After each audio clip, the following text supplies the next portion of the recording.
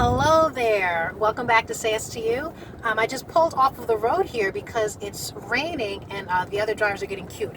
I'm not in a hurry to get home. I'm not pressed for time, so I'm just going to chill for a couple minutes. But what I wanted to talk about was who are these people who are fighting, literally fighting to get into the Dollar Tree? They're fighting to get into the Walmart simply because a worker has told them, you must wear your mask. Who are these people? Who are these people is what I was thinking.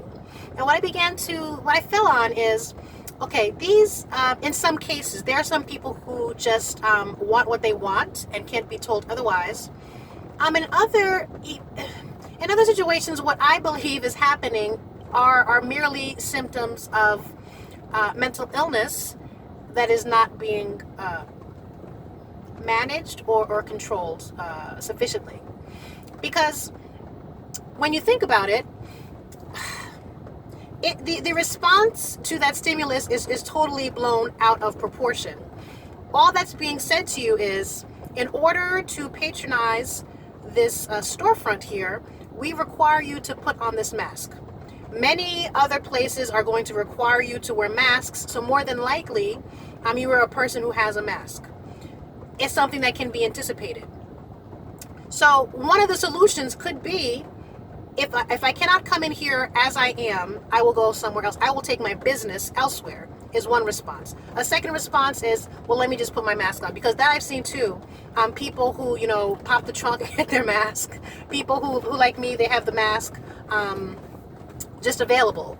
So there are definitely more appropriate responses. So the response of putting hands on people because you feel that, what it is that you want is not being validated, is not being honored, you want what you want and you can't have it, the response is totally out of proportion. What I was listening to in the news today is how up until the 1980s, underneath the presidency of Reagan, there was quite a substantial budget for mental health services. Over the years, the budget has been diverted to go to things like security. Security could be, defense with, our military. Security could be budgeting that's being undertaken by individual states or municipalities for their police force. And what we've seen time and time again is when the police are being used for what really are public health issues or mental health crises, oftentimes the results are disastrous. I understand that with the executive order that Trump has written, there is budgeting for increased training in that type of response. But as it stands now, the ability to manage someone who is in crisis, the ability to simply talk to people. What the videos of police confrontation is showing me, at least, is many officers don't have hands, so that many of their brothers in blue and sisters in blue, many people respond to what, from the outside looking in, appears to be a situation that can be managed by, one police car, maybe one or two officers. But I oftentimes see swarms of police around one car. My take on it is officers either don't have skills for de-escalation, and if escalation of the situation does occur, they don't have any hands. That's neither here nor there. What I wanted to talk about was mental health. So what I would say is, we can't manage other people's responses to what's happening in society here. But what we can do, the reason I'm talking about it on this channel, because what we can do is hold a higher vision.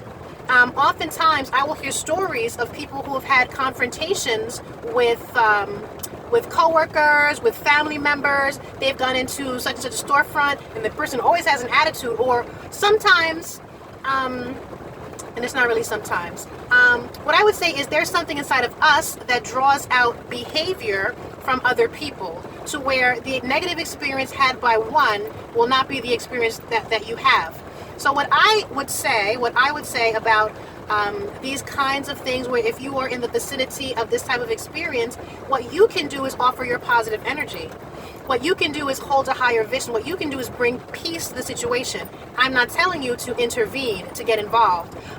Because everything really truly is energetic, you can find that calmness, that peace inside of you, hold the higher vision for everyone who is involved, and disperse that type of energy. And you would be amazed, really and truly, you would be amazed at how things calm down. Things could potentially calm down. And that's what I would offer is if you see someone who is acting out to the extreme of putting hands on another person, if you see some people who appear to be agitated, for example, people who appear to be quick-tempered in a situation, what you can do that is helpful in those situations is you be the bringer of peace to that situation. As far as whether or not people are seeking out mental health services, that's another story. The availability of said mental health services, that's another story. But what you can do, what I'm suggesting that you can do in those moments is find peace for yourself, and once you do that, offer peace to the people who are involved. That's what I would say.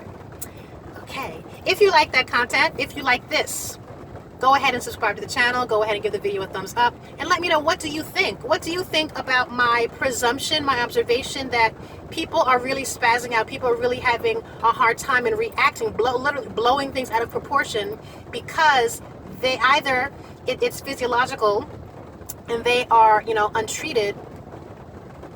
And the idea that, really and truly there's more than one means for these kinds of treatment. But that's, that's beyond my scope here. But what do you think about, what's happening in society now where people are really, they're losing it. They're losing it. Tell me what you think down in the comments. Until next time, bye-bye.